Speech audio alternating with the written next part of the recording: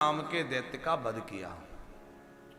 वो मायावी था, माया से अनेक रूप धारण कर सकता था और उसने इतना तप किया कि वह इंद्र आदि देवताओं को भी सहज अपने बस में कर लिया।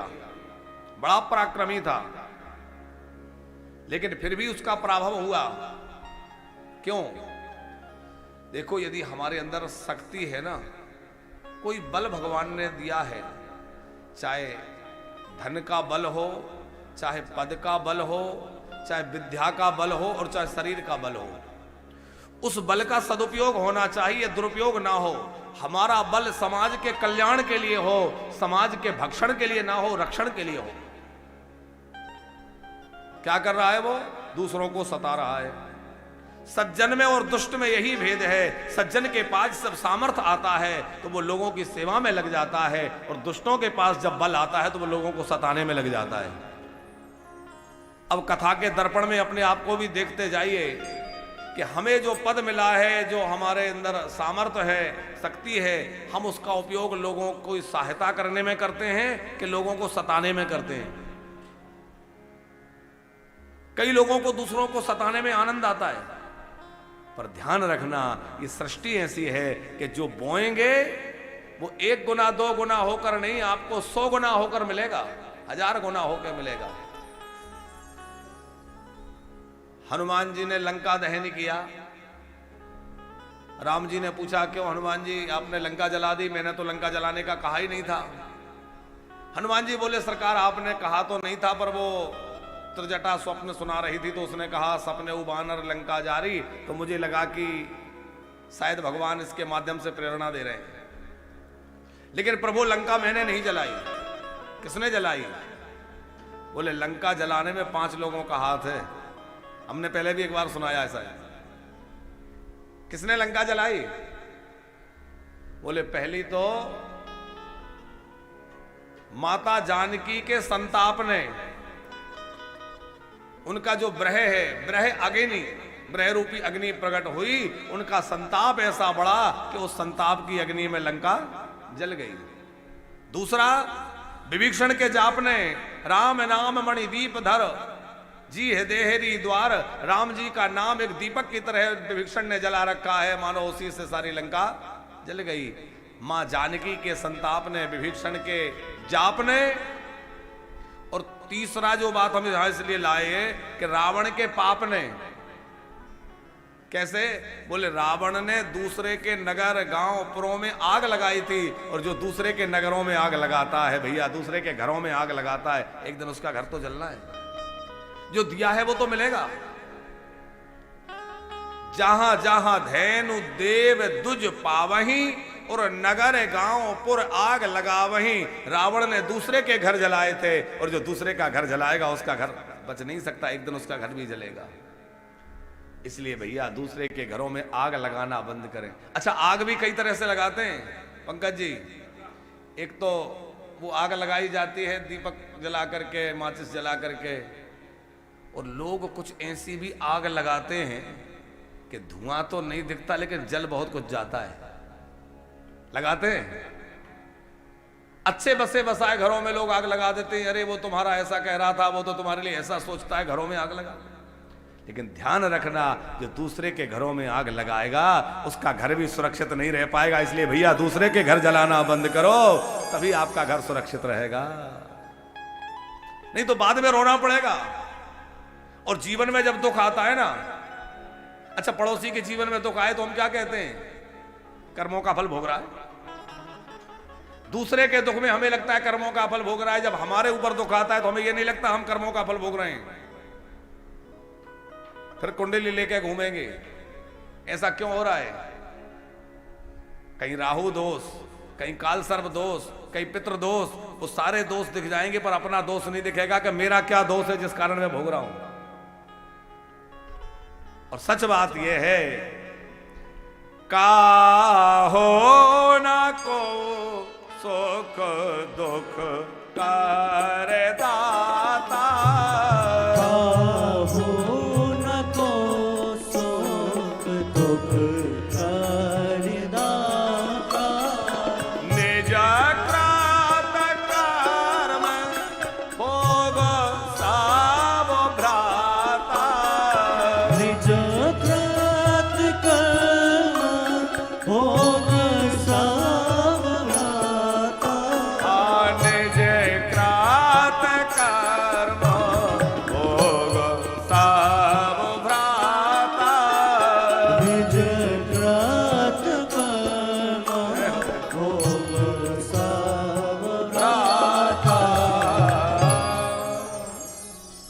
अपने अपने किए का फल भोग रहे हैं भैया। कोई किसी को ना सुखी कर रहा है ना कोई किसी को दुखी कर रहा है, सब अपना अपना काम कर रहे हैं। तो हनुमान जी बोले सरकार, रावण के पाप से उसकी लंका जल गई, माता जानकी का संताप, विभीषण का जाप, रावण का पाप और एक स्वयं आप। राम जी बोले मैं कहां गया हूं लंका जलाने? बोले आप गए नहीं है पर आपका प्रताप, तब प्रताप। कैसा? बोले आपका एक नियम है, जो अपराध भगत कर करहि, मानस की चौपाइयों में खूब आनंद लिया करो, गाया करो।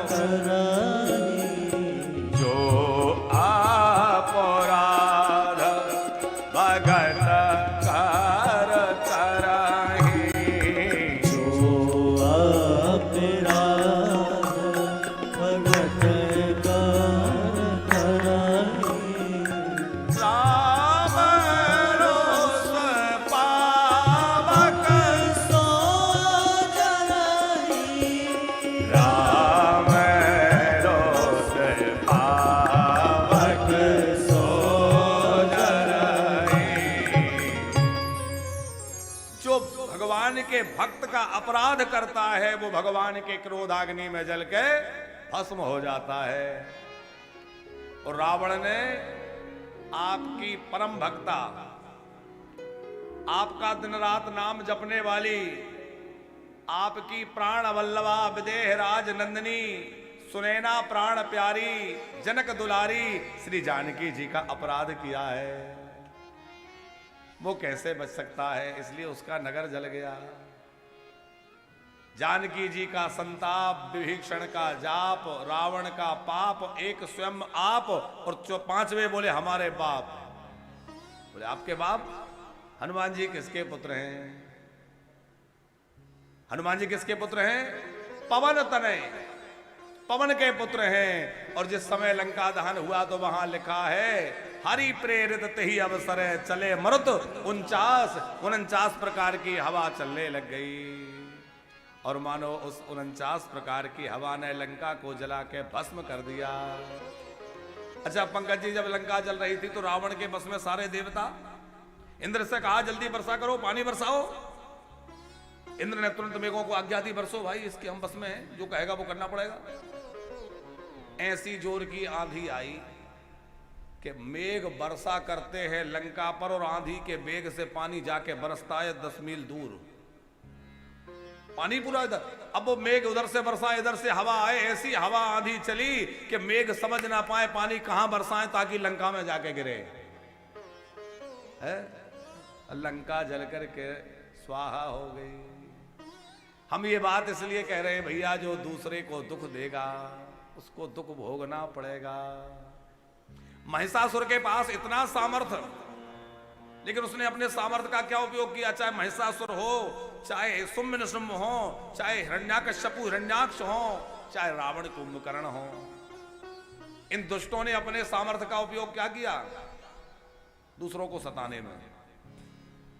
अरे इतनी तपस्या की थी, इतना कठोर तप करके यदि भगवान को चाहा होता तो भैया आज उनका नाम अमर हो गया होता, भगवत धाम प्राप्त हो गया होता, और उनका नाम बड़े आदर से लोग गा रहे होते। इसलिए हम कई बार कथाओं में निवेदन करते हैं, भैया भगवान से मांगना है, मां जगदम्बा से मांगना है तो संसार के भोग मत मांगो। क्या मांगो? मुझे तेरा सहारा सदा चाहिए, मुझे तेरा प्रेम मिल जाए, तेरे प्रेम के अतिरिक्त कुछ नहीं चाहिए। और सच मानना, जिसको उस वह रस मिल गया ना, प्रेम रस, उसको सब कुछ मिल गया। प्रेम का रस जिससे मिल गया। बड़ी सुंदर कथा माता जी की, देवी भागवत की आगे श्री व्यास जी जन्मेजय जी को सुना रहे हैं। एक सुरथ नाम के राजा थे, जो शत्रुओं से पराजित हो गए, राज्य छिन गया और वन में चले गए। बड़े दुखी थे, वन में घूम रहे थे। समाधि नामक एक वैश्य उनको मिले, वो भी अपने परिवारजनों से त्याग दिए गए थे। पत्नी पुत्र आदि ने ही उनको घर से निकाल दिया, बड़ा अपमानित किया। तो समाधि वैश्य और सुरथ नाम के राजा आपस में मिले और एक दूसरे को अपनी अपनी कहानी सुनाने लगे। भैया मेरे साथ ऐसा हुआ, बोले मेरा भी बड़ा पराक्रम था पर मेरे साथ भी ऐसा हुआ, मैं जंगल में भटक रहा हूं। दोनों घूमते घूमते मेधा ऋषि के आश्रम में पहुंच गए और मेधा ऋषि ने उन दोनों को भगवती देवी का महात्म सुनाया कि जिनके पदार्थ खो गए हैं, जिनका ऐश्वर्य नष्ट हो गया है, अथवा जिनके जीवन में चारों ओर से संकटों के बादल मड़रा गए हैं।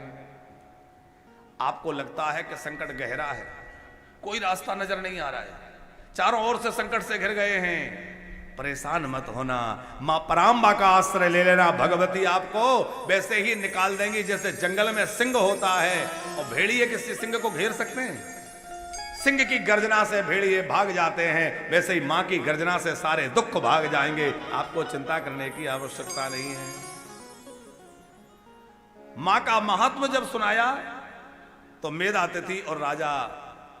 मेधातिथि ने राजा को और वैश्य को मां का महत्व सुनाया। वो दोनों भगवती की कृपा से अपने स्थान को प्राप्त कर सके।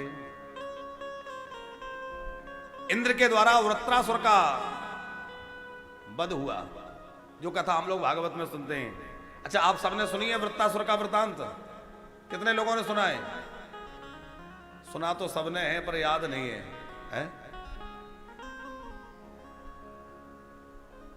त्वष्टा नाम के एक ऋषि थे, उनके पुत्र थे विश्वरूप।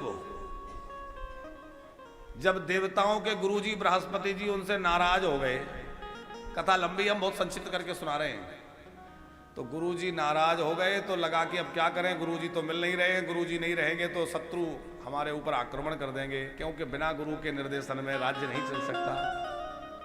आज राज्य में जो अव्यवस्था हो रही है या होती आई है, उसका कारण ये है पंकज जी कि आज जैसे पहले राजगुरु हुआ करते थे, अब राजगुरु नहीं होते।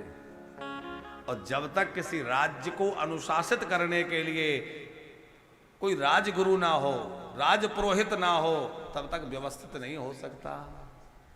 वो तो बड़ी कृपा है ठाकुर जी की कि वर्तमान शासक हमें जो मिले हैं वो भैया ऐसे धार्मिक मिले हैं जिन्हें हम 11-11 दिन उपवास करते देख रहे हैं और जिनके सदप्रयास से हम अपने स्वाभिमान को प्राप्त कर सके हैं, हमारे रामलला अपने स्थान पे विराज सके हैं। बरसों बरसों बाद ये देखने मिला है कि कोई राजा गंगा स्नान कर रहा है, कि जाके केदारनाथ का दर्शन कर रहा है, कि जाकर के रामलला का पूजन स्थापन कर रहा है, कि ऋषि मुनियों को दंडवत कर रहा है। यह भारत का बड़ा सौभाग्य कि चलो धर्म प्राण राष्ट्र को कोई अच्छा धार्मिक राजा तो मिला। जब बृहस्पति जी नाराज हो गए तो इंद्र परेशान हो गए, देवता परेशान हो गए, क्या किया जाए? तुष्टा ऋषि से प्रार्थना की, आप अपने बेटे को हमारे गुरुजी बना दीजिए। तुष्टा ने प्रस्ताव स्वीकार कर लिया। विश्वरूप गुरु तो बन गए और इनके द्वारा जो मंत्र प्रदान किए गए, जो विद्या प्रदान की गई, नारायण कवच आदि, उसके माध्यम से देवता सुरक्षित हो गए, दैत्यों से विजय प्राप्त कर ली। लेकिन विश्वरूप के मन में, देखो विश्वरूप का मतलब क्या है? जो सबको अपना रूप माने, सारे विश्व में उस परमात्मा का ही दर्शन करे। विश्वात्मा, विश्वरूप। मानस में विश्वामित्र जी की कथा, आगे भी विश्वामित्र जी कथा देवी भागवत में। विश्वामित्र का मतलब जो विश्व को मित्र माने, और ऋषि मुनियों का तो यही काम है कि वो सारे विश्व को अपना मानते हैं। सनातन व्यवस्था जो है वो संकीर्ण नहीं है। हमारे यहां ये नहीं कहा कि केवल सनातनियों की रक्षा करो, हमारे यहां ये नहीं कहा गया है कि केवल हिंदुओं का कल्याण हो। क्या कहा जाता है? विश्व का कल्याण हो। हमारे यहां कहा जाता है वसुधैव कुटुंबकम। हमारे यहां अपने पराये की बात नहीं है, सबको लेकर चलने की बात है। विश्वरूप सबको लेकर चलते हैं तो वो जो है अपने मामा जी को भी थोड़ी आहुति डाल देते हैं यज्ञ में। मामा जी कौन है? बोले मामा जी इनके असुर हैं, क्योंकि ये द्वितीय के पुत्र रोचना के पुत्र हैं विश्वरूप जी। तो मामा कुल जो है वो दैत्य कुल है। इंद्र को पता लगा कि अरे ये यज्ञ में मेरे शत्रुओं का भी स्मरण करके उनको अभी आहुति देते हैं, तो स्वार्थी लोग कैसे होते हैं कि गुरु जी का ही सर काट दिया। इंद्र ने विश्वरूप का गला काट दिया, बोले मेरे शत्रु को आहुति दे रहे हो। पहले तो उन्हें गुरु जी बना लिया, मार डाला। ये बात तुष्टा ऋषि को बहुत बुरी लगी। पहले तो मेरे पुत्र को अपना गुरु मान लिया और काम निकल गया तो उसकी हत्या कर दी। इंद्र को भी ब्रह्म हत्या लग गई। उसके बाद तुष्टा ऋषि ने विशाल यज्ञ किया और यज्ञ के द्वारा इंद्र हंता पुत्र चाहते थे, लेकिन मंत्र के उच्चारण में थोड़ी सी त्रुटि हो गई। तो चाहते तो थे कि मेरे को ऐसा पुत्र हो जो इंद्र को मार सके, पर वो स्वरभंग होने से उच्चारण ऐसा हो गया कि इंद्र के द्वारा मारे जाना वाला पुत्र मुझे हो जाए। इसलिए मंत्रों के जप में बहुत सावधानी रखनी चाहिए। आप लोग नवरात्र कर रहे हैं, कोई दुर्गा सप्तशती कर रहा है, कोई कुंजिका स्तोत्र पाठ कर रहा है, कोई अलग अलग तरह के पाठ करते हैं, बहुत अच्छी बात है। लेकिन पाठ जब भी करें तो उच्चारण में शुद्धता का बहुत ध्यान रखें। यदि उच्चारण में गड़बड़ी हो गई तो उसका फल बड़ा विपरीत हो सकता है। पंकज जी, एक कोई वैश्य थे, बड़े धनवान, बड़े व्यापारी, तो वो पंडित जी से हर वर्ष अनुष्ठान देवी क्या कराते थे नवरात्र में। अब पंडित जी को थोड़ा सा अभ्यास में कुछ गड़बड़ी हो गई पढ़ने में, तो वो अर्गला स्तोत्र में एक श्लोक आता है, अर्गला में स्तोत्र में एक श्लोक आता है, भार्याम रक्षतु भैरवी। तो वहां लिखा तो है रक्षतु, भार्याम रक्षतु भैरवी, माने मेरी भार्या की आप रक्षा करिए। सबकी रक्षा की बात है, संभवतः कवच में तो सबकी रक्षा की बात है कि आप मेरे परिवार की रक्षा कीजिए, अमुक कीजिए। तो उसमें लिखा है मेरी भार्या की रक्षा भी कीजिए, भार्याम रक्षतु भैरवी। अब वो जल्दी जल्दी में पाठ क्या निकल जाता उनसे, भार्याम भक्षतु भैरवी। अब भार्याम भक्षतु का मतलब भार्या को भक्षण कर जाओ। सेठ जी की पहली पत्नी कुछ दिनों बाद चल बसी। अब वो परेशान, जैसे तैसे दूसरा ब्याह किया, अवस्था ठीक ठाक थी, विवाह हो गया। अगले वर्ष फिर नवरात्रि आई, फिर पाठ बैठा, फिर पंडित जी आए, फिर पूजन हुआ, फिर उन्होंने भार्याम भक्षतु भैरवी, भार्याम भक्षतु भैरवी खूब पाठ किया 9 दिनों तक। और फिर हाँ 2-3 बार जब ऐसा हो गया तो आकर चिंता में पड़ गए, बात क्या है। फिर अपने गुरुजी से पूछा, उन्होंने कहा भाई देवी का अनुष्ठान किस ढंग से करते हो, सारी बात को विधि से समझा गया। तो वहां देखा कि अरे उच्चारण में गड़बड़ी हो रही है, जहां भार्याम रक्षतु कहना था वो भार्याम भक्षतु कह रहे हैं। तो ये बात हम इसलिए सुना रहे हैं, हंसने के लिए नहीं, कि भैया पाठ करने में यदि त्रुटि हो जाए तो परिणाम बड़ा विपरीत हो सकता है। इसलिए बड़ी सावधानी पूर्वक पाठ करना चाहिए। देखो, बिना किसी संकल्प के सहज रूप में आप पाठ कर रहे हैं, थोड़ी बहुत चूक हो भी जाए तो कोई बात नहीं है, लेकिन आप अनुष्ठान विधि से संकल्पित होकर कोई पाठ कर रहे हैं तो उसमें उच्चारण का बहुत ज्यादा ध्यान रखना चाहिए। गलत उच्चारण होगा तो उसका फल विपरीत हो जाएगा। इसलिए किसी आचार्य से, गुरु से, विद्वान से पहले मंत्रों को समझ लेना चाहिए। मनमुखी ढंग से मंत्र नहीं जपना चाहिए। किसी गुरु के अनुगत्य में मंत्र जपना चाहिए, किसी विद्वान से उनको समझकर उनकी विधि, क्योंकि प्रत्येक मंत्र का उत्कीलन होता है। मंत्रों को कीलित किया गया है तो पहले उनका उत्कीलन होता है। तो श्रापित बहुत सारे मंत्र हैं, उनकी साप विमुक्ति की जाती है।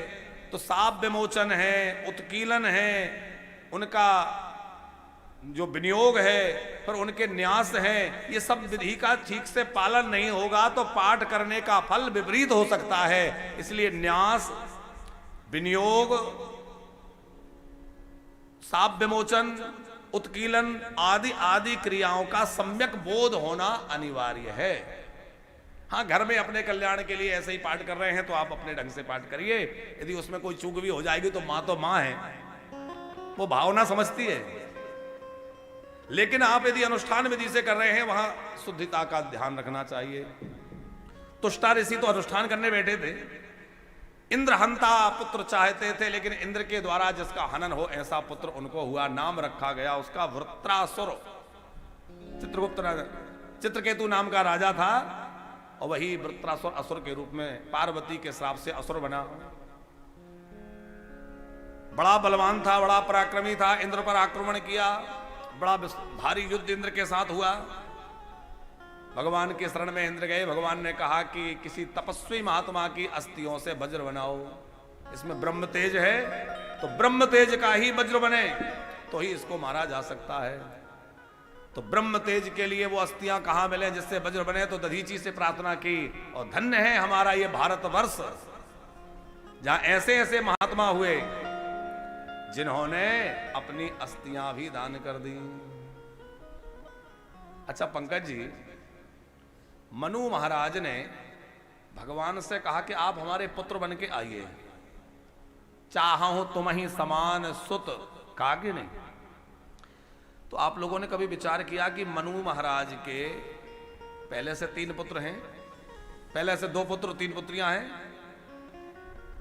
उत्तानपाद प्रियव्रत 2 बेटे हैं, आकुति देवहूति प्रसूति 3 बेटियां हैं, तो संतान तो पहले भी है। अच्छा वो भी ऐसी नहीं, इनकी बेटियों की परंपरा में भी भगवान के अवतार हुए और बेटों की परंपरा में भी बड़े महान भागवत भक्त हुए और भगवत अपराध भगवान के अवतार भी इनकी परंपरा में हुए, ऋषभदेव आदि। तो इनकी दिव्य परंपरा में भगवान के अवतार भी हुए, महान राजा भी हुए, महान भगवत भक्त भी हुए। फिर इनको ऐसी क्या आवश्यकता पड़ी जो भगवान से बोले कि मेरे पुत्र बन जाइए? उसका कारण यह है कि वेदों में मानव कल्याण का विधान निर्धारित किया गया कि मानव का जीवन कैसा होना चाहिए, कैसे चलना चाहिए, लेकिन उस अनुरूप चलकर दिखाने वाला कोई नहीं था। और उपदेश वाणी से जितना प्रभावी नहीं होता उतना आचरण करके दिखाने से प्रभावी होता है।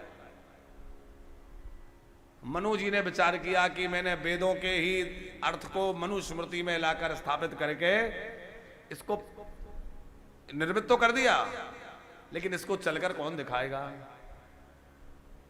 तो मनु जी ने भगवान से प्रार्थना की, प्रभु आपके प्रकट होने से ही ये काम संपन्न हो सकता है। क्योंकि अभी तक ऐसे राजा तो हुए थे जैसे राजा हरिश्चंद्र, जिनकी कथा आगे आने वाली है, जिन्होंने सम्यक रूप से सत्य को प्रकट किया। तो उन्होंने केवल सत्य को प्रकट किया। रंतिदेव, उन्होंने दान को प्रकट किया। किसी ने जैसे दिलीप राजा हुए, उन्होंने सेवा को प्रकट किया। ये दधीची ऋषि, इन्होंने दान को प्रकट किया, अपनी देह दान कर दी। तो धर्म के एक एक अंग को प्रकट करने के लिए तो अनेक महापुरुष हुए हैं, पर सम्यक रूप से धर्म को प्रकट करने के लिए, समग्र रूप से धर्म प्रकट हो जाए, तो परमात्मा से कहा कि समग्र रूप में धर्म यदि प्रकट हो सकता है तो वो आपके द्वारा हो सकता है, आप प्रकट होइए। तो भगवान राम रूप में आए। और समग्र रूप से धर्म कैसे होता है? सत्य, तप, शौच, पवित्रता, माता पिता की, गुरुजनों की सेवा, सब कुछ राम जी के जीवन में दिखाई देता है कि धर्म का यथार्थ स्वरूप क्या है देखना है तो कहीं मत जाइए, राम जी के जीवनी को, राम जी के चरित्र को पढ़ लीजिए, सम्यक धर्म का स्वरूप दिख जाएगा। यह धर्म का स्वरूप है। तो सम्यक रूप से धर्म को प्रकाशित करने के लिए परमात्मा राम के रूप में प्रकट हुए। दधीचि ऋषि दान को प्रकट करके अपनी हड्डियों का दान, अस्थियों का दान कर दिए। लेकिन दधीची के जब प्राण जाने लगे ना तो उनकी आंख भर आई, आंसू झलक पड़े। देवताओं ने कहा आपके प्राण जा रहे हैं, आपको कष्ट हो रहा है। दधीची ऋषि बोले मुझे प्राण जाने का कष्ट नहीं है, मैंने सोचा था इसी जीवन में परमात्मा को पालूंगा, लेकिन शरीर जा रहा है, भगवान नहीं मिले। उस समय भगवान नारायण ने प्रकट होकर कहा कि देखो इस समय तुम जो है अपनी अस्थियां देवताओं के लिए, परोपकार के लिए दान कर रहे हो, पर चिंता मत करो, तुम मेरे सगुण साकार राम रूप का दर्शन चाहते हो ना, तुम्हारे प्राण जाएंगे नहीं, तुम्हारे प्राण तुम्हारी हड्डियों में रहेंगे और आकर राम जी तुम्हें दर्शन देंगे। तो उन्हीं दधीचि ऋषि की अस्थियों से वो वज्र बना जो इंद्र के हाथ में है, और उन्हीं दधीचि ऋषि की अस्थियों से वो धनुष बना जो राम जी ने जाके तोड़ा। पिनाक नाम का जो धनुष था उसकी पूजा होती थी पंकज जी। तो आप विचार करिए कि धनुष पूजा करने की वस्तु है कि युद्ध करने की वस्तु है? अरे वो तो युद्ध की चीज है। तो युद्ध क्यों नहीं होता था? उसकी पूजा जनक जी की परंपरा से हो रही है, पूर्वजों से। वो दधीचि ऋषि की अस्थियों का बना हुआ धनुष था और भगवान ने कहा था तुम्हारे प्राण इन अस्थियों में, इस धनुष में बसेंगे। तो वो धनुष में, पिनाक धनुष में दधीचि के प्राण बसते हैं। पहले वो धनुष भगवान शंकर के हाथ में गया। देवासुर संग्राम में भगवान शंकर एक बार असुरों की ओर से लड़ रहे थे, तो सामने भगवान विष्णु थे, उन्हीं पे धनुष तान दिया, प्रत्यंचा खींच दी। फिर ध्यान आया ये तो मेरे आराध्य मेरे प्रभु है। लज्जित हो गए। फिर सोचा कि ऐसा धनुष हाथ में नहीं रखूंगा जिसमें ये भी नहीं रहा कि ये तो मैं परमात्मा के ऊपर, मेरे इष्ट के ऊपर धनुष मैंने तान दिया। तो वो उन्होंने जनक जी के पूर्वजों को दे दिया और वही धनुष परंपरा से जनक जी तक आया। उसी धनुष को उठाने की जनक जी ने प्रतिज्ञा की और वही धनुष राम जी ने आकर उठाया। और उठाया क्या, उसको मानो जो है दधीचि का कल्याण करना था।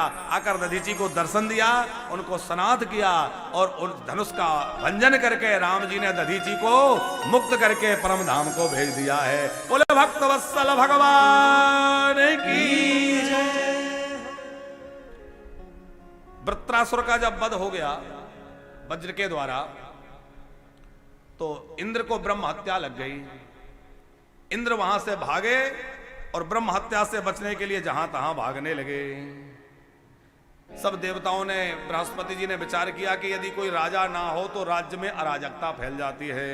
विचार्यन नहोसम चक्रम सक्रम सर्वे दिवौकसा समप्रापनहुसो राजा धर्मिष्ठो पीवराजो वला। किसको राजा बनाए? तो उस समय परम प्रतापी अनेक यज्ञों का अनुष्ठान संपादित कर चुके श्री नहुस नाम के राजा थे। नहुस नाम सुनाया आप लोगों ने? नहुस नाम के राजा, इन्होंने 100 यज्ञ पूर्ण कर लिए थे। और ऐसा इंद्र बनने का संविधान है कि जो 100 यज्ञ पूर्ण कर ले उसको इंद्र का पद मिल जाता है। अच्छा, आप में से कौन कौन लोग 100 यज्ञ पूर्ण, कौन कौन इंद्र बनना चाहते हैं? बनना चाहते हैं? कोई नहीं बनना चाहता। अच्छा, जो इंद्र बनना चाहे हाथ उठाएं। बनना चाहते हैं?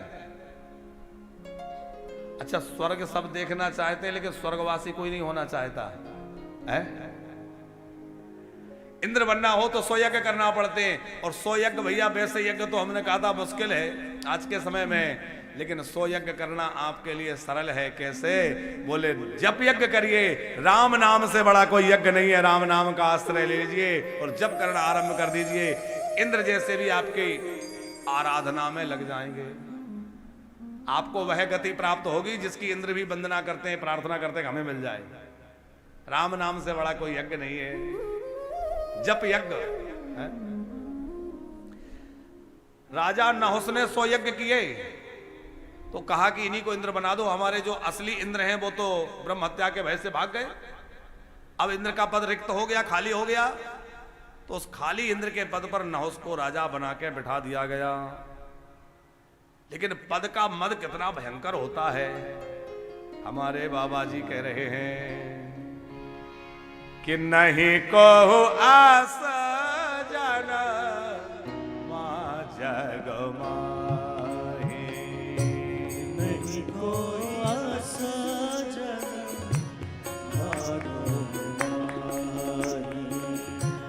प्रभुता पाही जाहे मद नाही। प्रभुता पाए जाए मद नाही। ऐसा कौन है भैया जिसको प्रभुता पाकर मद न आ जाए? नहुस जो है बड़े धर्मात्मा राजा थे, तब तो इंद्र बनाया। लेकिन जब राजा बने तो मन में क्या आया कि इंद्र का आसन मुझे मिल गया, सेना मिल गई, मंत्री मिल गए, राज्य को सब मिल गया, तो रानी भी मिल जाना चाहिए। कहा कि सची अब मेरी रानी रहेंगी, क्योंकि मैं इंद्र हो गया तो जो इंद्र रहेगा उसी की पत्नी बन के रहेंगी। सची को चाहा। सची घबरा गई। वो महान पतिव्रता वो सोचने लगी कि मैं अपने पति के अतिरिक्त किसी का वर्ण कैसे करूं। सची जो है इंद्र की पत्नी का नाम है। वो गुरुजी की शरण में गई, गुरुजी रक्षा करिए, ये जो नए इंद्र बने हैं ये तो मेरी याचना करने लगे हैं, क्या होगा। गुरुजी ने कहा चिंता मत करो, मां का आश्रय लो। शरणागत मार्तम चा यो ददामि नराधमा सएव नरकं याति यावदा भूत संपलम। दरबारे नहीं और कुछ लगा।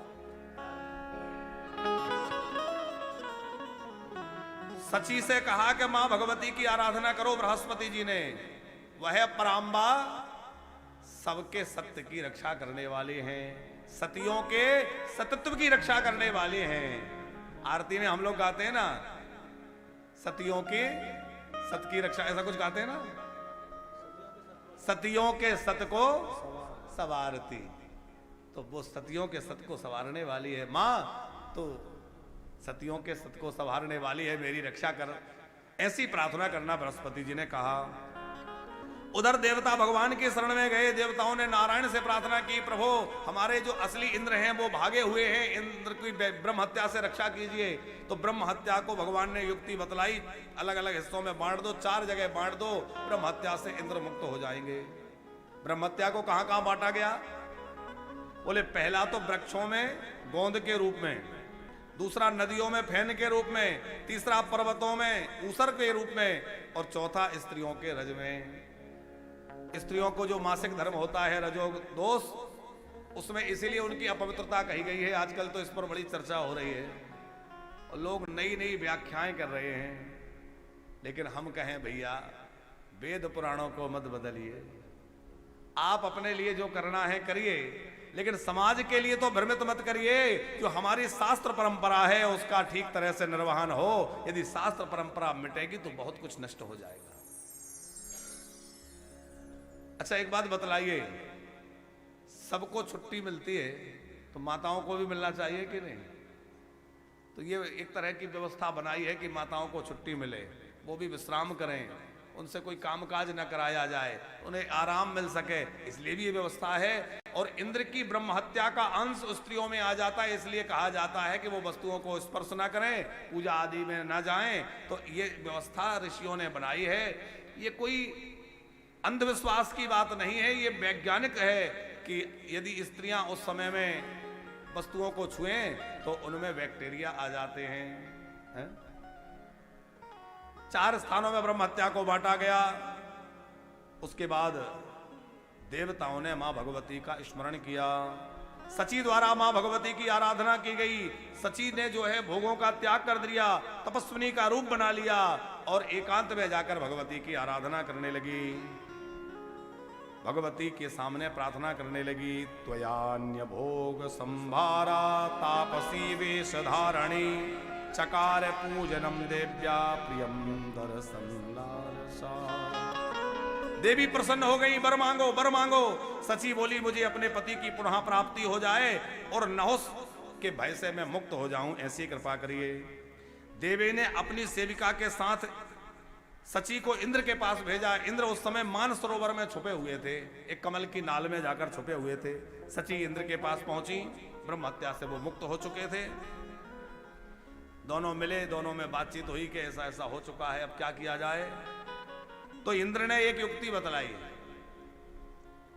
बहुत ध्यान से सुनना, इन कथाओं में बड़े रहस्य हैं।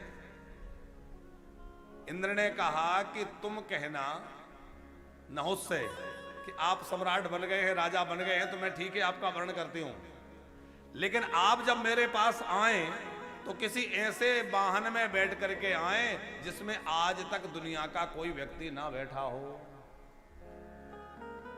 सची को ये युक्ति बतला दी।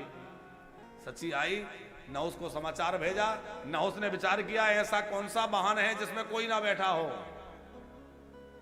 पालकी ली, लेकिन पालकी में तो बहुत लोग बैठते हैं। तो बोले आज तक कहारों द्वारा ढोई गई पालकी में लोग बैठते हैं, सेवकों की पालकी में, मैं महात्माओं से ढोने वाली पालकी में बैठूंगा। पद का मद देखिए। तो तो आपने जो है अगस्त जैसे, दुर्वासा जैसे महान तपस्वी महात्माओं को बुलाया और कहा कि तुम लोग मेरी पालकी उठाना और तुम लोग पालकी लेके चलना। देवी माया के वशीभूत नहुस ने ऋषियों की पालकी बनवाई और ऋषियों के द्वारा पालकी उठवा करके उसमें नहुस बैठ गया, हाथ में कोड़ा रख लिया, जैसे रथ के घोड़ों को हाँकने के लिए रखते हैं लोग चाबुक, और चाबुक लेकर के बार बार उन महात्माओं की पीठ पे चाबुक मारता, तेज चलो, और कहता आरूह शिविकाम रम्याम संस्थिता त्वयान्विता वाहन कृत्वा मुनिंद्रे व्यान सर्पम सर्पेति चाब्रुवीत। सर्प सर्प सर्प माने होता है जल्दी चलो जल्दी चलो, सर्प सर्प कह के उनमें चाबुक मारने लगा। अब महात्मा पालकी हो रहे हैं, आप विचार करिए कितना अनुचित कार्य हो रहा है। राक्षसों का लक्षण क्या है? साधुन सन करवा वहीं सेवा, साधुन सन करवा वहीं सेवा, मान ही मातो पिता नहीं देवा, मान ही मात पिता नहीं देवा, साधुन सन करवा वहीं सेवा, साधुन सन करवा वहीं सेवा। जो साधुओं से सेवा कराए माता पिता को ना माने वही तो राक्षस है। अच्छा, ऐसा महान क्यों प्रेरित किया उसको, नहुस को? क्योंकि महात्माओं के एक एक पैर चलने से नहुस के पुण्य क्षीण हो रहे थे। जब आप संतों से सेवा, साधुओं से, गुरुजनों से सेवा लेते हैं तो पग पग पर आपके पुण्य क्षीण होते हैं, और देवता चाहते थे कि इसके पुण्य क्षीण हो जाए ताकि ये स्वर्ग से नीचे गिर जाए। क्षीणे पुण्य मृत्युलोकम विसंति, पुण्य क्षीण होंगे तभी मृत्युलोक में गिरेगा। अभी ये पुण्यात्मा है, हम इसको हटा नहीं सकते, तो पुण्य कैसे क्षीण होंगे? बोले महात्माओं की पालकी में बैठ जाएगा तो महात्माओं के ऊपर भार रखते ही पग पग पर चलने से इसके पुण्य नष्ट हो जाएंगे और पुण्य रहित होकर भूमि पर जा पड़ेगा। इसलिए ऐसा किया। महात्माओं की पालकी में बैठने से उसके सारे पुण्य प्रारब्ध नष्ट हो गया, और बार बार कह रहा था सर्प सर्प जल्दी चलो। अगस्त जी को क्रोध आ गया और अगस्त जी ने कहा सर्पो भव दुराचार बन घोरे बपुर महान, बहो वर्ष सहस्राणी यत्र क्लेशो भवा महान भवे। अरे दुष्ट, तू अपने पद के मद में इतना मत वाला हो गया कि महात्माओं को पीड़ित कर रहा है। जा तू सर्प हो जा, और बहुत वर्षों तक जो है, कई हजार वर्षों तक तुझे सर्प की योनि में रह करके कष्ट भोगना पड़ेगा। नहुस वहां से गिरे और सर्प बन गए। ये कथा से क्या सीख मिली भैया? इससे ये सीखना है कि चाहे जितना ऐश्वर्य आपको प्राप्त हो जाए, पर संतों से, महापुरुषों से, साधुओं से, गुरुजनों से कोई सेवा मत लो। हम तो कहते हैं कि आश्रम में भी जाओ तो सेवा कराओ मत, सेवा करो। आश्रम में जाओ, उठा के झाड़ू थोड़ा बुहारी लगा दो, कोई सेवा कर दो। भोजन परोसा जा रहा है, भोजन चल रहा है, पंगत चल रही है, उठा के परोसने लग जाओ। कोई ना कोई सेवा करो। सेवा लेने का भाव मत रखो। वहां जाओ, तीर्थों में जाओ, गुरुजनों के पास जाओ, महापुरुषों के पास जाओ, सेवा करो। क्योंकि सेवा करोगे तो पाप नष्ट होंगे, और सेवा लोगे तो आपके पुण्य नष्ट होंगे। अब आपको सोचना है करना क्या है। एक और बात ध्यान रखना, कई लोग पूछते हैं कि जहां तहां भंडारे होते हैं, नवरात्र आदि में तो खूब होते हैं, तो भंडारे में भोजन सबको करना चाहिए कि नहीं करना चाहिए? पंकज जी, बहुत ध्यान से समझने की बात है। जहां तहां भंडारे में भोजन नहीं करना चाहिए। लोग बहाना क्या बना लेते हैं, अरे प्रसाद है। अरे प्रसाद नहीं, आप जो है माल छानने गए हो है? मुफ्त का खाने गए हो ना। देखो भंडारे में जहां तहां प्रसाद नहीं लेना चाहिए। भगवान की प्रसादी की महिमा है, प्रसाद के रूप में प्रसाद लें वो अलग बात है, लेकिन भंडारों में भोजन करना सबके लिए ठीक नहीं है। क्यों? बोले जिनको भगवान ने समर्थ बनाया है, जिनके पास उतनी व्यवस्था है कि वो अपना खा सकते हैं। तीर्थों में गए, कोई अपना भंडारा करने आया। अच्छा, वो क्यों आया भंडारा करने? मेरे रोग कट जाएं, मेरे दोष कट जाएं, मेरे समस्याएं मिट जाएं, मैं जाके अमुक गिरिजात जी में जाके भंडारा करा दूं। तो वो अपनी समस्याओं के निवारण के लिए भंडारा करने आया, तुमने जाके पा लिया, उसकी परेशानी तुम्हारे पीछे लग गई। यदि आप समर्थ हैं, आपके पास पर्याप्त व्यवस्था है, तो आप इस प्रकार मुफ्त के चक्कर में भंडारों की लाइन में ना लगे। हाँ, प्रसाद समझकर थोड़ा प्रसाद लेकर के अंजलि में प्रसाद ग्रहण करें, क्योंकि प्रसाद की अनंत महिमाएं। लेकिन भंडारों में जहां तहां नहीं जल्दी पाना चाहिए। हाँ, अभाव जिनको है, साधु संत है, महात्मा है, गरीब है, दीन है, दुखी है, परेशान, वो पाए, उनके लिए तो भंडारा हो ही रहा है। पर भंडारा होना चाहिए अभावग्रस्त लोगों के लिए। ऐसा नहीं कि कौन घर में जाके रोटी बनाएगा, बढ़िया भंडारा चल रहा है?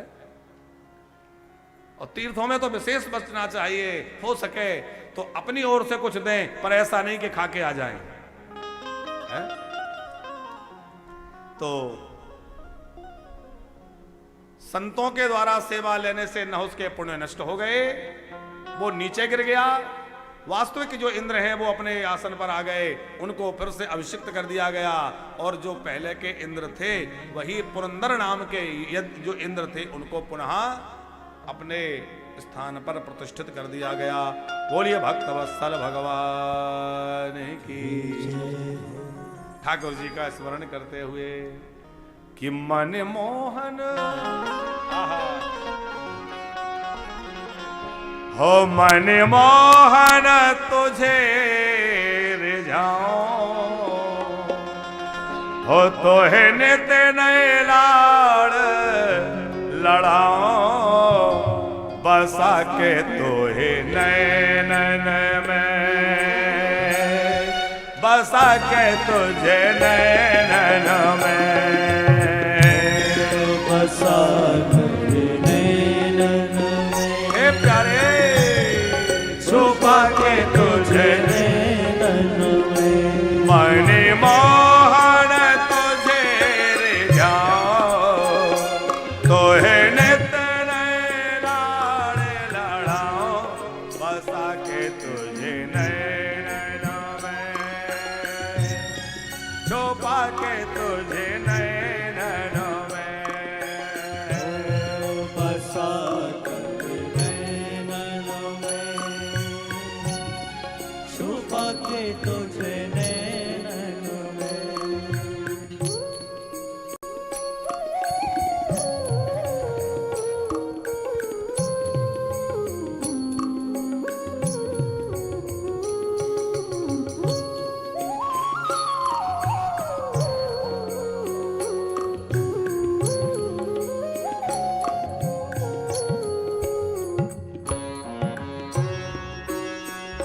जरा ताली सेवा करते हुए बोलो बांके बिहारी लाल की जय हो।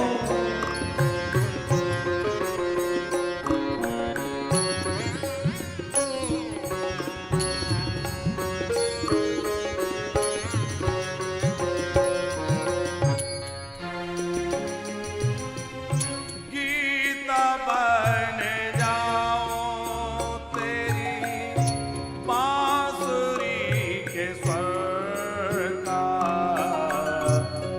ठेठे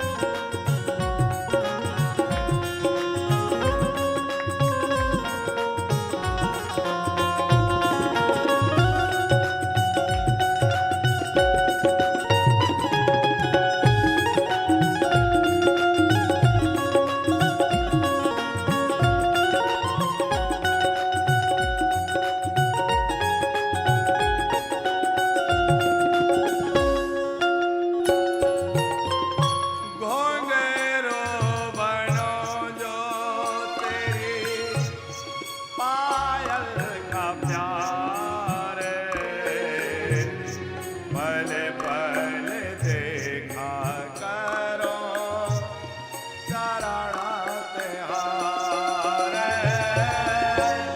घुंघरू पायल का प्यारे, पल पल देखा करो चरण तुम्हारे। हो तेरे संग संग नाचो गाओ, तोहे नित्य नए लाड़ लड़ाओ, बसा के तुझे नैनन में, शोभा के तुझे नैनन में। बसा कर नैनन में, छुपा के तुझे नैनन में। ओ मने मोहन तुझे रे जाओ, तोहे नित्य नए लाड़ लड़ाओ, बसा के तुझे नैनन में, शोभा के तुझे नैनन में। बसा कर नैनन में, हो छुपा के तुझे नैनन में।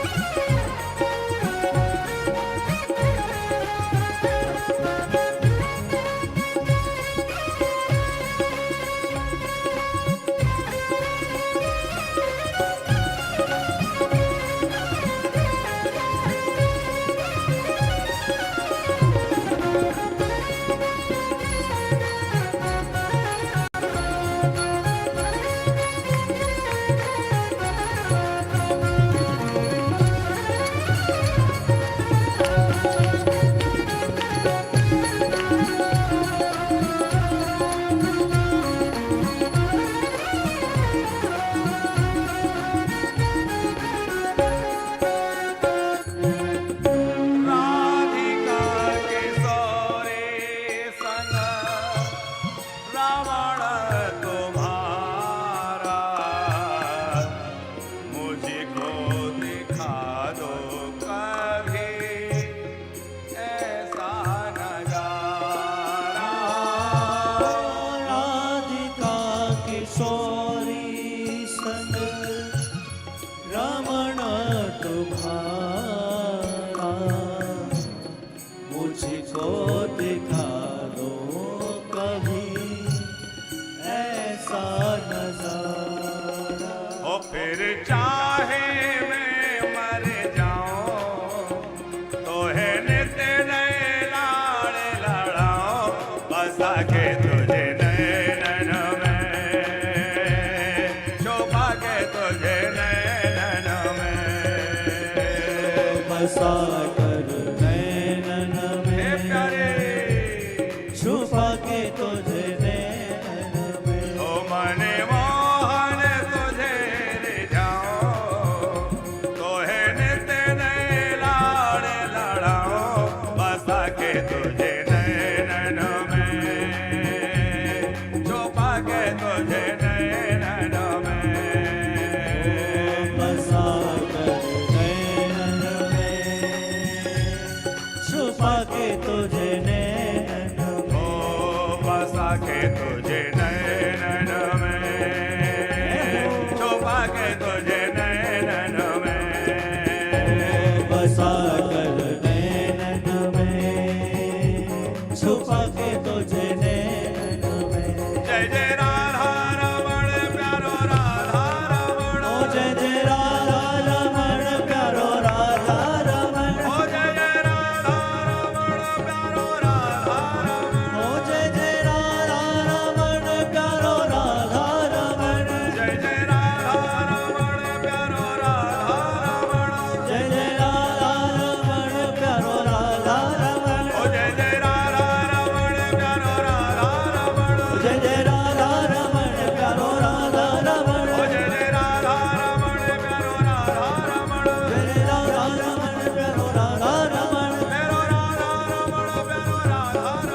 प्यारो राधा रमण प्यारो राधा रमण ओ जय जय राधा, ओ जय जय राधा, जय जय राधा रमण प्यारो राधा रमण, जय जय राधा रमण प्यारो राधा रमण जय जय राधा रमण, जय जय श्री राधे जय जय श्री राधे जय जय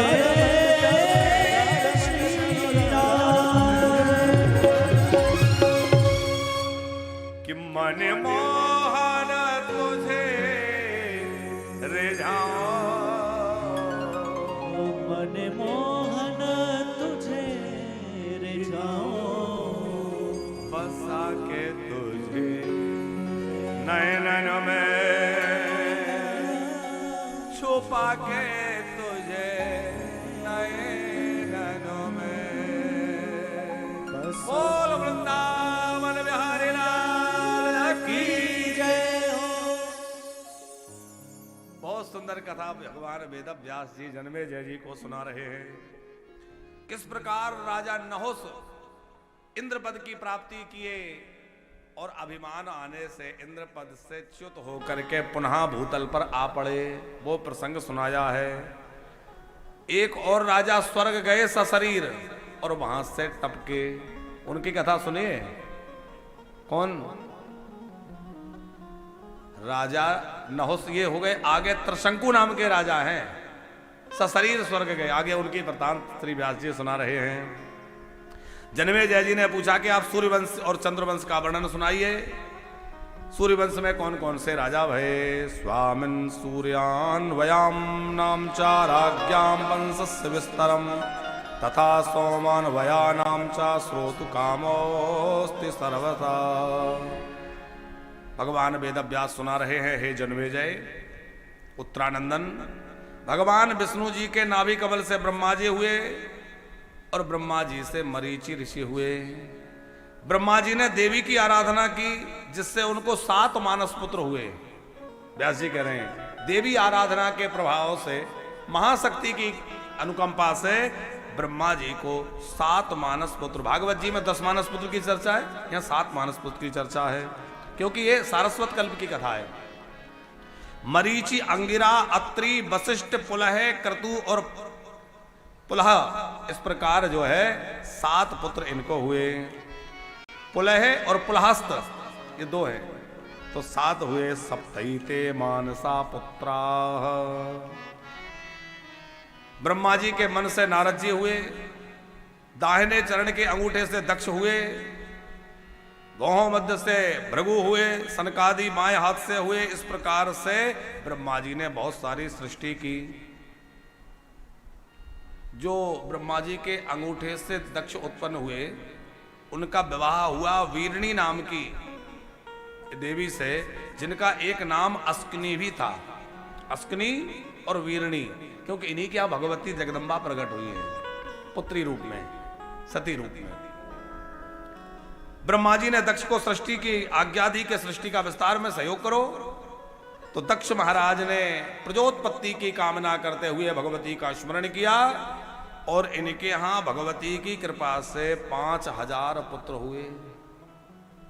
ततः 5 सहस्त्रांसे जनयामास वीर्यवान। अत्यंत पराक्रमी 5000 पुत्र हुए।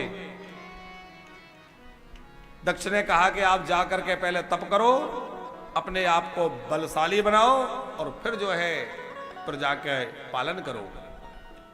वो घर से गए तो घर नहीं लौटे, क्योंकि मार्ग में गुरुजी मिल गए। कौन से गुरुजी मिले? नारद जी। और नारद जी की जिस पर कृपा हो जाए उसका घर संसार छूट जाता है, और घर संसार छूट गया और भजन में लग गए, विरक्त हो गए। भागवत जी में तो चर्चा आई है कि पहले 10,000 पुत्र हुए, फिर 1,000 पुत्र हुए। दोनों बार नारद जी ने उनको विरक्त बना दिया। और देवी भागवत में कथा है 5,000 पुत्रों को नारद जी ने विरक्त किया। दक्ष को रोष आ गया और श्राप दे दिया, तुम्हें भी गर्भवास करना पड़ेगा, तुम्हें भी संसार में जाके जन्म लेना पड़ेगा। पापे नानेन बोधेनु गर्भवास व्रजेति चा पुत्रो मे भव कामत्वं यतो मे संभंसिता सुता। उसी दक्ष के श्राप के प्रभाव से नारद जी जो है वीरणी के पुत्र के रूप में जन्म लिए। इति सप्तस्ततो जातो वीरण्याम नारदो मुनि। फिर नारद जी की कृपा से, उनके आशीर्वाद से दक्ष महाराज के यहां 60 बेटियां हुई और 60 बेटियों में से 13 कश्यप ऋषि को ब्याही गई। दिति, अदिति, दनु, काष्टा, बिंता, सुरा, इला आदि, और 10 जो है धर्म को ब्याही गई। श्री, मूर्ति, कीर्ति, पुष्टि, तुष्टि, छया आदि आदि, क्षमा आदि, और 27 बेटियां जो थी वो चंद्रमा को ब्याही गई। चंद्रमा की पत्नियों का नाम क्या है? अश्विनी, भरणी, कृतिका, रोहिणी, मृगसरा, आद्रा, पुनर्वसु, पुष्य, अश्लेषा, मृगसरा, ये सब 27 जो हैं ये चंद्रमा की पत्नियां हैं। 2 बेटियां भृगु ऋषि को ब्याही गई, 4 अरिष्टनेमी को ब्याही गई और 4 अंगिरा ऋषि को ब्याही गई। इस प्रकार 60 बेटियों का विवाह हुआ। तो इनमें जो मरीचि थे उनसे कश्यप हुए, कश्यप से वैवस्वान सूर्य हुए और वैवस्वान सूर्य के पुत्र महाराज मनु हुए। 10 पुत्र थे मनु महाराज को, जिनमें सबसे बड़े इक्ष्वाकु हुए, जिससे इस वंश का नाम इक्ष्वाकु वंश हुआ। श्रीमद् भागवत में भी ये विस्तार पूर्वक सूर्य वंश का वर्णन है। इसी में मनु महाराज के एक बेटे थे सरयाति। सरयाति जी जो हैं, इनकी पुत्री का नाम था सुकन्या। ये चैवन नाम के ऋषि को ब्याही गई। जन्मेजय जी ने पूछा कि भाई राजा की बेटी थी, महात्मा के साथ क्यों ब्याही गई, ऐसा क्यों हुआ? तो वो प्रसंग सुनाया। बोले एक बार सरयाति अपनी रानी, पुत्र पुत्री और सेना प्रजा को लेकर के भ्रमण के लिए गई। सरोवर में स्नान किया, उपवन में बगीचे में घूमने लगे। तो इनकी बेटी जो सुकन्या थी वो कुछ अपनी सखियों के साथ, सहेलियों के साथ घूमने चली गई। एक जगह उसने देखा बामी बनी हुई है। बामी रहती है ना, मिट्टी चढ़ा देती है चींटियां, वाल्मीकि। तो वाल्मीकि जो है उसमें से कोई ज्योति निकल रही थी। सोचा ये चमकीली चमकीली वस्तु क्या है? तो कोई लकड़ी उठाई और नुकीली लकड़ी उठा करके उसमें गड़ा दिया, चुभा दिया। वो ज्योति क्या थी? वो एक महात्मा तपस्या कर रहे थे, उनके ऊपर चींटियों ने मिट्टी चढ़ा दी थी और वो तपस्वी महात्मा उसमें बैठ के तपस्या कर रहे थे मिट्टी के अंदर। उनकी नेत्र ज्योति चमक रही थी। ये समझ नहीं पाई। इसने जैसे ही लकड़ी चलाई, दोनों नेत्र फूट गए। वो जो है च्यवन नाम के महात्मा थे। अब जो है च्यवन महात्मा का अपराध हो गया। यद्यपि इसने बहुत क्षमा मांगी। महात्मा तो सहज ही दयालु होते हैं, उन्होंने तो कुछ कहा नहीं। इसने भी पिताजी को नहीं बताया। सब लोग घर आ गए। पर च्यवन मुनि के अपराध के कारण क्या हुआ कि राजा के परिवारजन और प्रजा सबका मलमूत्र वेग रुक गया। अब सब परेशान। ऐसा क्या अपराध हुआ है कि सबको कठिनाई होने लग गई? राजा ने विचार किया, निश्चित हम लोगों में से किसी से कोई अपराध हुआ है, जल्दी उसको स्पष्ट करो, नहीं तो सारा राज्य नष्ट हो जाएगा। डरते डरते सुकन्या ने कहा, पिताजी मुझसे ऐसा ऐसा अपराध हो गया। एक महात्मा बैठे थे, मैंने आंखों में लकड़ी चला दी, उनकी आंखों से रक्त बह पड़ा, मेरे से अपराध हो गया। सरयाति ने कहा कि अब हमें जल्दी उनकी शरण में चल के क्षमा मांगनी चाहिए। सरयाति अपनी बेटी को लेकर क्षमा मांगने के लिए गए और जाकर के कहा, हे महात्मन आप मुझे क्षमा कर दीजिए। च्यवन ऋषि ने कहा, क्षमा तो कर देंगे पर बुढ़ापे में हमारी सेवा कौन करेगा? अब हम तो वैसे ही बुढ़े थे, आंखें और फूट गई। राजा ने कहा, मैं तुम्हारी सेवा में रहूंगा, सेवकों को, दास दासियों को सेवा में लगा दूंगा, आप बिल्कुल परेशान मत होइए। च्यवन मुनि बोले, देखो जिसने अपराध किया है सेवा तो उसी को करनी चाहिए। माने जिस बेटी ने आंख फोड़ी है वही हमारी दासी बने, माने वही पत्नी बन जाए। अपने राज्य की रक्षा के लिए सरयाति जी ने यही किया, अपनी कन्या का कन्या दान कर दिया। अब वो बूढ़े महात्मा उसी में अंधे। लेकिन धन्य है ये भारतवर्ष जहां ऐसी नारियां हुई हैं कि अपने बूढ़े अंधे पति की सेवा भी वह देवी सरयाति अत्यंत निष्ठा से करने लग गई। पंकज जी पूरी निष्ठा के साथ सेवा करने लगी। पूरा परिचर्या में लगी रहती, सेवा में लगी रहती। इनकी परीक्षा लेने के लिए एक बार अश्विनी कुमार आए, और देवताओं के वैद्य हैं अश्विनी कुमार, जो अत्यंत सुंदरता से संपन्न है, बहुत सुंदर हैं। अश्विनी कुमार बड़ा सुंदर रूप बना के आए, वो तो है ही सही सुंदर, और आकर के कहा कि देखो इस बूढ़े महात्मा के चक्कर में अपना यौवन बर्बाद मत करो, तुम हमसे ब्याह कर लो, हम तुम्हें प्राप्त करने आए हैं। इसने कानों पर हाथ रखकर कहा कि आप कैसी अनुचित बात करते हैं। मेरे पति चाहे वृद्ध हो, अंधे हो, जड़ हो, जैसे भी हो, ऐसे पति कर किए अपमाना, ऐसा पति, ऐसा पति कर किए अपमाना। नारे पाया जमपुर दुख नाना, नारी पाए जमपुर दुख नाना, नारी पाया जमपुर दुख नाना, नारी पाए जमपुर दुख नाना। भगवान श्री कृष्ण गोपियों से कह रहे हैं, दुस्सीला दुर्भगा वृद्धो मूर्खो जड़ो जड़ो रोग धनो धनो विवा पतिस्त्रभ्य हंतव्यो लोकेषु विरपातकी, लोकेषु विरपातकी। दुस्सील हो, भाग्यहीन हो, जड़ हो, मूर्ख हो, धनहीन हो, ऐसे ही पति करे किए अपमाना, नारी पाय जमपुर दुख नाना। मैं अपने पति का परित्याग नहीं कर सकती। हे दिव्य पुरुषों, आप मुझे क्षमा कर दीजिए, मैं आपके प्रस्ताव को स्वीकार नहीं कर सकती, यथाशीघ्र यहां से चले जाइए। अश्विनी कुमार तो परीक्षा लेने आए थे, वो देवताओं के वैद्य हैं। उन्होंने भूरी भूरी देवी सुकन्या की प्रशंसा की और कहा, हम देवताओं के वैद्य हैं, हम तुम्हारे पति को सुंदर यौवन प्रदान करने के लिए आए हैं, और तुम्हारे पति को कहो इस सरोवर में स्नान करें।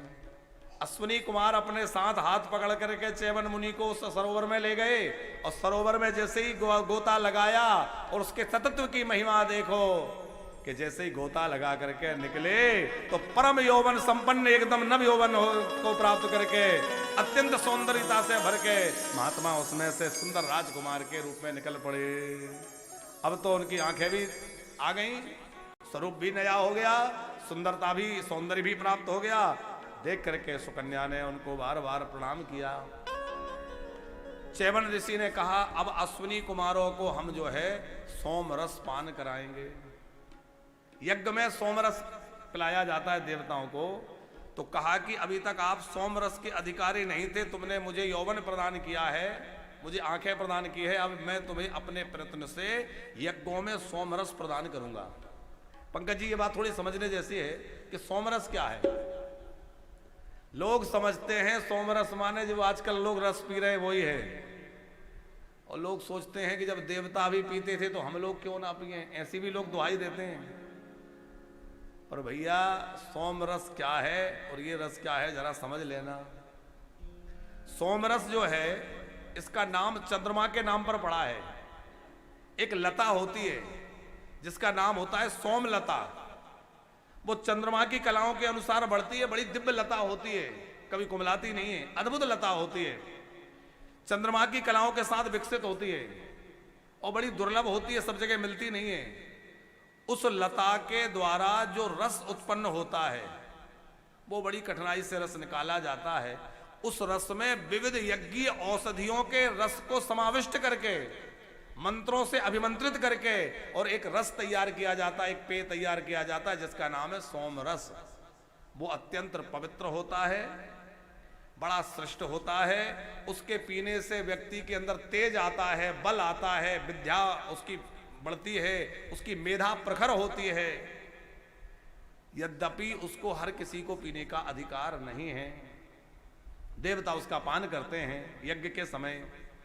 तो यज्ञ में जब यजमान सोमरस का भोग लगाता है यज्ञपति को, तो वो सोमरस का पान नहीं कर सकता, देवताओं को सोमरस प्रदान करता है और बचे हुए सोमरस को स्वयं सूंघता है। ग्रहण की विधि है, ग्रहण की विधि नहीं है, ग्रहण माने सूंघने की विधि है। तो सोमरस को यजमान सूंघता है, उसी से उसके अंदर तेज प्रकट हो जाता है और देवता उस सोमरस का पान करते हैं। तो वो सोमरस बड़ा दिव्य है, वह मंत्रों से अभिमंत्रित होकर बनता है, यज्ञ औषधियों के मिश्रण से बनता है और सोमलता के रस से बनता है। और उसको दूषित मद्य पदार्थ के साथ उसका मेल करके कहना बड़ा अपराध है। आजकल जो पिया जा रहा है तो बुद्धि खराब करने वाला है, बुद्धि नष्ट हो जाती है। व्यक्ति क्या क्या उठ पटांग कर्म नहीं करने लग जाता उसको पी के है। शास्त्रों में लिखा है कि एक बार भी जिसने शराब का पान कर लिया, मदिरा पान कर लिया, वो स्वर्ग का मुख नहीं देख पाता। इतना दोष इसमें कहा गया है।